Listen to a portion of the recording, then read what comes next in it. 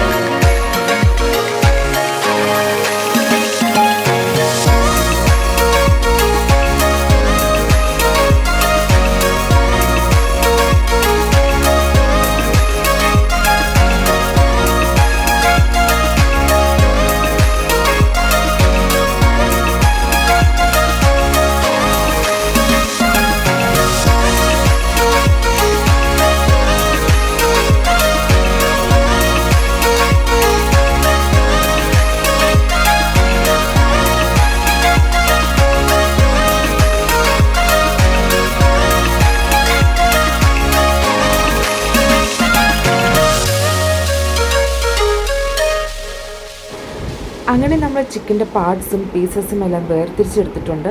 ഇനി നമുക്ക് ഇഷ്ടപ്പെട്ട സൈസസിൽ അത് കട്ട് ചെയ്തെടുത്താൽ മാത്രം മതി. എന്നിട്ട് ക്ലീൻ ചെയ്ത് എല്ലാം സെറ്റാക്കിയിട്ടുണ്ട് കറി വയ്ക്കാനായിട്ട്. അങ്ങനെ നമ്മൾ അടുപ്പ് കത്തിച്ച് കഴിഞ്ഞു. ഉരുളി ചൂടായി കഴിയുമ്പോൾ കുറച്ച് എണ്ണ ഒഴിച്ച് ആദ്യം തന്നെ നമ്മൾ ഇടാൻ പോകുന്നത് ചതച്ച് വെച്ച ഇഞ്ചിയും വെളുത്തുള്ളിയാണ്. അത് നന്നായി വഴണ്ട് കഴിയുമ്പോൾ നമ്മൾ പ്രിപ്പയർ ചെയ്ത് വെച്ചിരിക്കുന്ന മറ്റെല്ലാ സംഭവങ്ങളും കൂടി അതിലേക്ക് നമ്മൾ ആഡ് ചെയ്യാണ്. അതിൻ്റെ ക്വാണ്ടിറ്റി എല്ലാം അമ്മച്ചി പറഞ്ഞു തരും കേട്ടോ. പപ്പോട് കൂടി 5 കിലോ ഇറച്ചിക്ക് 5 സവോള, 5 കിലോ 4 സവോള, 1/2 കിലോ കൊച്ചുള്ളി. അമ്മച്ചീനെ നോക്കി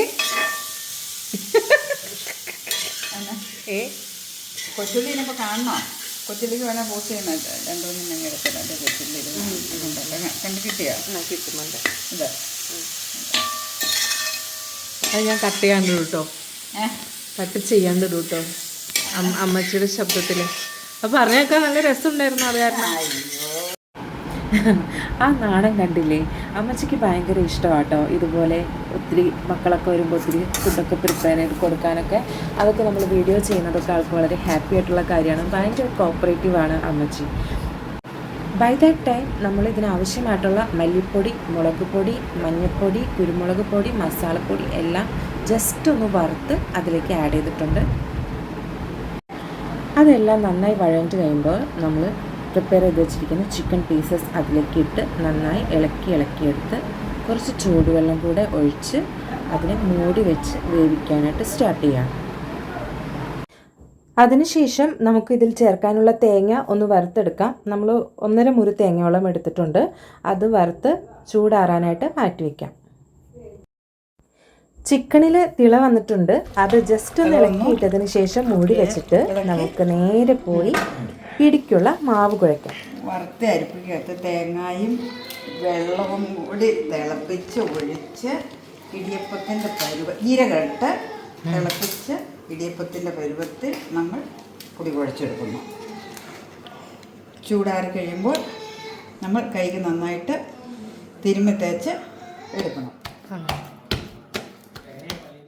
അങ്ങനെ നമ്മൾ പിടിക്ക് വേണ്ടിയിട്ട് കുഴച്ച് വെച്ച് കഴിഞ്ഞു. ഇത് കുറച്ച് അരി വറുത്തതാണ്. ഇത് പൊടിച്ച് നമ്മൾ പിടി ഉരുട്ടുന്നതിൻ്റെ ഇടയിൽ വിതറാനുള്ളതാണ്. ഔലോസ് പൊടി ഉണ്ടെങ്കിൽ അതും ഉപയോഗിക്കാം. പരസ്പരം ഒട്ടിപ്പിടിക്കാതിരിക്കാൻ വേണ്ടിയിട്ടാണ് ഇത് ഉപയോഗിക്കുന്നത് കേട്ടോ. ഇനി നമ്മൾ കുഴച്ച് വെച്ച മാവിനെ ചെറിയ ചെറിയ ബോൾസായി ഉരുട്ടിയെടുക്കുക. ഇതാണ് ഇതിനകത്ത് ഏറ്റവും ഫൺ പാർട്ട്.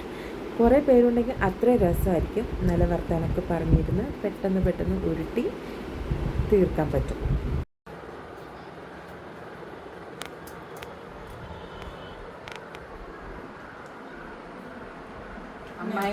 അമ്മായിമ്മയും മരുമകളും കൂടെ ഉരുട്ടി കളിക്കുന്നു. അങ്ങനെ നമ്മൾ കുടുംബവിശേഷമൊക്കെ പറഞ്ഞ് പെട്ടെന്ന് പിടിക്ക് വേണ്ടിയിട്ടുള്ള കാര്യങ്ങളെല്ലാം പ്രിപ്പയർ ചെയ്യാണ്. ഈ സമയത്ത് നമ്മളുടെ ചിക്കൻ അടുപ്പത്ത് തന്നെയാണ് കേട്ടോ. അത് നല്ല പോലെ സമയമെടുക്കും, നാടൻ കോഴി ആയതുകൊണ്ട്.